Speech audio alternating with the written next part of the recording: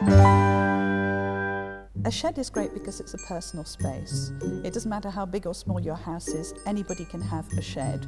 The whole of my last book was written in my shed, and every morning I would get up at a certain time and do the commute to the shed, which is not very long, but which psychologically gets me into that working space. And so it gave me the illusion of having a kind of work day, which is very important.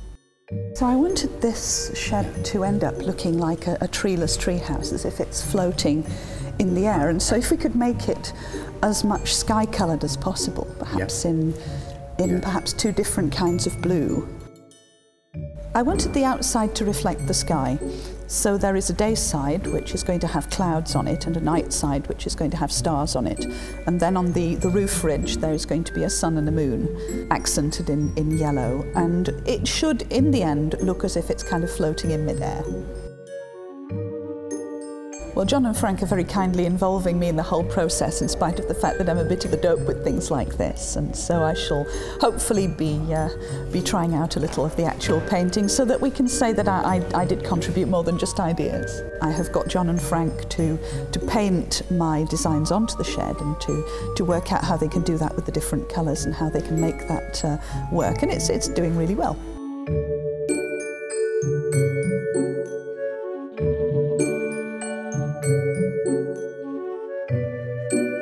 The inside is going to be very similar.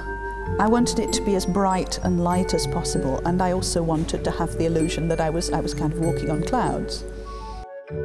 I think that people, when they enter my shed, will have a sense of light and air and calmness, and it will be a creative place to be.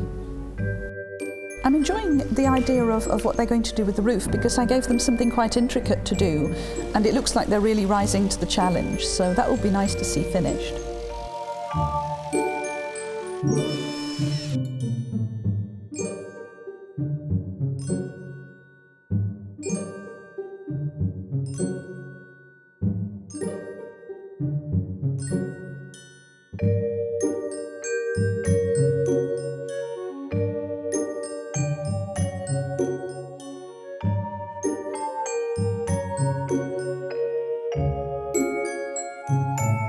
Well, this is my shed. I finally kitted it out the way I wanted it. I've got a school desk and a school blackboard because I was a teacher. I have a typewriter hopefully to write on. I've got lots of old books. I've got a great big reclaimed fairground star, and this is where I shall be writing my next book. I'm going to go in here now, and maybe some time.